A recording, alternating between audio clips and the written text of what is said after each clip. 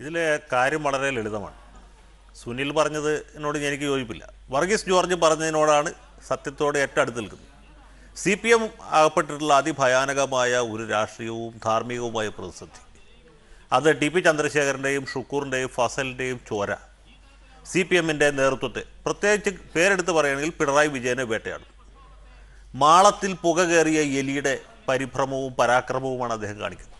എനിക്ക് അദ്ദേഹത്തോട് സഹതാപമേ ഉള്ളൂ. അദ്ദേഹത്തിന് ഏതാണ്ട് ഉന്മാദം, മതിഭ്രമം, ചിത്തഭ്രമം എന്ന് പറയാവുന്ന അവസ്ഥയിലെത്തിയിരിക്കുകയാണ്. അദ്ദേഹം ഒരു പേപ്പട്ടിയെ പോലെ വഴിയെ പോകുന്നവരൊക്കെ കടിക്കുകയും കുരയ്ക്കുകയും ചെയ്യാണ്. ആദ്യം അദ്ദേഹം തിരുവഞ്ചൂർ രാധാകൃഷ്ണനെയും അതുപോലെ തന്നെ ഉമ്മൻചാണ്ടിയെയും കടിച്ചു. അത് കഴിഞ്ഞ് മരിച്ചുപോയ ചന്ദ്രശേഖരനെ വീണ്ടും കുലം കുത്തിയെന്ന് പറഞ്ഞ് ആക്ഷേപിച്ചു. അത് കഴിഞ്ഞ് VS അച്യുതാനന്ദനെ നോക്കി കുരച്ചു. പിന്നെ മുല്ലപ്പള്ളി രാമചന്ദ്രനെ കടിച്ചു. മരിച്ചുപോയ മുല്ലപ്പള്ളിയുടെ അച്ഛനെ പരലോകത്തേക്ക് നോക്കി കുരച്ചു. ഇല്ലേ? ഓർമ്മയില്ലേ? ഞാൻ അന്ന് പറഞ്ഞില്ലേ ഇയാളെ കവളമടൽ വെട്ടി അടിക്കണമെന്ന് പറഞ്ഞില്ലേ? അത് പറയാതിരിക്കാൻ നിവൃത്തിയില്ല. ആ അവസ്ഥയിലെത്തി അദ്ദേഹം. അട്ടംപരതി ഗോപാലൻ എന്ത് അതിക്രമമാണ്! ഈ മുല്ലപ്പള്ളി രാമചന്ദ്രൻ്റെ അച്ഛൻ സ്വാതന്ത്ര്യ സമരത്തിൽ പങ്കെടുത്ത് ജയിൽവാസം അനുഭവിച്ചിട്ടുള്ള ആളാണ്. അദ്ദേഹത്തെ ആക്ഷേപിച്ചിട്ട് എന്ത് പുണ്യം കിട്ടാനാണ്? അതുപോലെ അത് കഴിഞ്ഞ് മാധ്യമപ്രവർത്തകരുടെ ചിന്തിക്കെ, അത് കഴിഞ്ഞ് രക്തത്തിൽ ധിക്കാരം കയറുന്ന പോലീസ് ഉദ്യോഗസ്ഥനെ, ഏറ്റവും അവസാനം CPI നാളെ പ്രേമേന്ദ്രനെ കടിക്കില്ല എന്ന് എന്താ ഉറപ്പ്? ഒരു ഉറപ്പുമില്ല. അദ്ദേഹം വഴിയെ പോകുന്നവരൊക്കെ നോക്കി കുരയ്ക്കുകയും കടിക്കുകയും ചെയ്യുകയാണ്. അദ്ദേഹത്തെ കൈകാര്യം ചെയ്യേണ്ടത് ഈ നല്ലവരായ നാട്ടുകാരാണ്. നമ്മളത് ചെയ്യേണ്ടി വരും. മിക്കവാറും ആളുകൾ ഈ രീതിയിൽ കൈകാര്യം ചെയ്യും. പേപ്പട്ടികളുടെ വിധി എന്തായിരിക്കും ഏറ്റവും അവസാനം നിങ്ങൾക്ക് അറിയാൻ പറ്റില്ലേ? ആ അവസ്ഥയിലെത്തി. വേറൊരു കാര്യം കൂടി ഞാൻ പറയട്ടെ. വൈക്കം വിശ്വൻ പറഞ്ഞതിന് അദ്ദേഹം അങ്ങനെ അവിവേകം പറയുന്ന ഒരാളല്ല. മിതത്വം പാലിക്കുന്ന ആളാണ്, സംയമനമുള്ള ആളാണ്. പിണറായി വിജയൻ വൈക്കം വിശ്വനെ ആക്രമിച്ച കാര്യം അറിയാൻ പാടില്ലേ എന്ന് ചോദിച്ചപ്പോൾ വിശ്വൻ എന്നെ മർദ്ദിച്ചിട്ടുണ്ടെന്ന് പറയുന്നു. അത് നമ്മൾ വേറൊരു രീതിയിലാണ് കണ്ടത്. വേറൊരു കാര്യം ആലോചിച്ച് നോക്കൂ. ഈ 3 ജയരാജന്മാരല്ലാതെ, ഇളമരം കരിയുമല്ലാതെ CPMൽ തലക്ക് വെളിവുള്ള ഏതെങ്കിലും നേതാക്കന്മാർ ഇതിനോട് കൂട്ടുനിൽക്കുന്നുണ്ടോ? MA ബേബി നിൽക്കുന്നുണ്ടോ?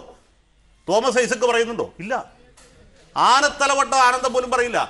ഈ കൂട്ടത്തിൽ ഏറ്റവും ശുദ്ധന ആനന്ദം പോലും ഇവർ പറയുന്ന രീതിയിൽ പറയില്ല. CPIക്കെതിരെ പറയില്ല, RSPക്കെതിരെ പറയില്ല, മുല്ലപ്പള്ളിക്കെതിരെ പറയില്ല, തിരുവഞ്ചൂരിനെതിരെ പറയില്ല.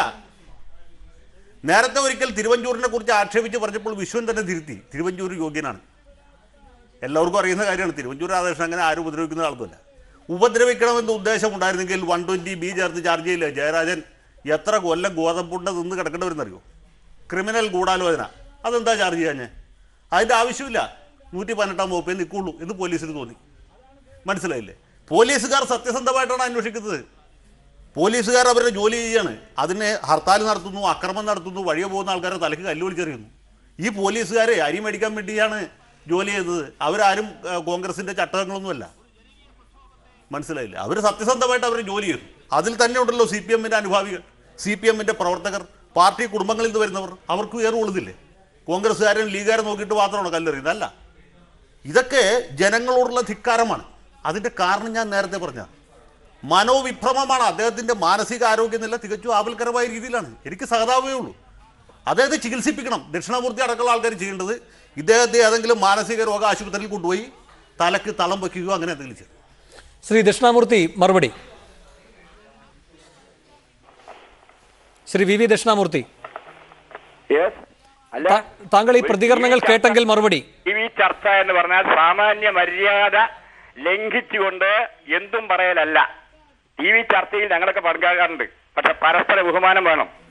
പട്ടിയെന്നും പൂച്ച എന്നും വിളിക്കുന്ന സംസ്കാരം അത് പട്ടിക സംസ്കാരമാണ്. ആ പട്ടിക സംസ്കാരമുള്ള ആളുകളെ TV ചർച്ചയിൽ വിളിച്ചാൽ അത് ഞങ്ങളൊന്നും വിളിക്കരുത്. മാന്യതയുള്ളവരെ വിളിക്കണം. മാന്യതയുള്ള ആളുകളാണ് വേണ്ടത്. പിണറായി വിജയനെ പട്ടിയെന്ന് വിളിച്ചിട്ട് ഒരു TV ചർച്ച ഏത് പട്ടിയാണ് വിളിക്കുന്നത്? ആ രീതിയിലാണോ TV ചർച്ച? പിണറായി വിജയൻ ഉത്തരവാദപ്പെട്ട പാർട്ടിയുടെ നേതാവാണ്. പിണറായി വിജയന് വിമർശനം പറയാം, വിമർശനം ശക്തമായിട്ട്. പിണറായി വിജയനെ ശരിപ്പെടുത്താൻ വേണ്ടി കുറെ ആൾ ആഗ്രഹിക്കുന്നുണ്ട്. അവരുടെ ആഗ്രഹം നടക്കാൻ പോകില്ല. ഉത്തരവാദപ്പെട്ട ഒരു പാർട്ടിയുടെ നേതാവ് ഉത്തരവാദിത്തത്തോട് സംസാരിക്കുന്നുണ്ട്. തികഞ്ഞ മര്യാദയോട് കൂടിയാണ് പിണറായി വിജയൻ സംസാരിക്കാറുള്ളത്. ഇപ്പോഴത്തെ ആൾ സംസാരിച്ച രീതിയല്ല.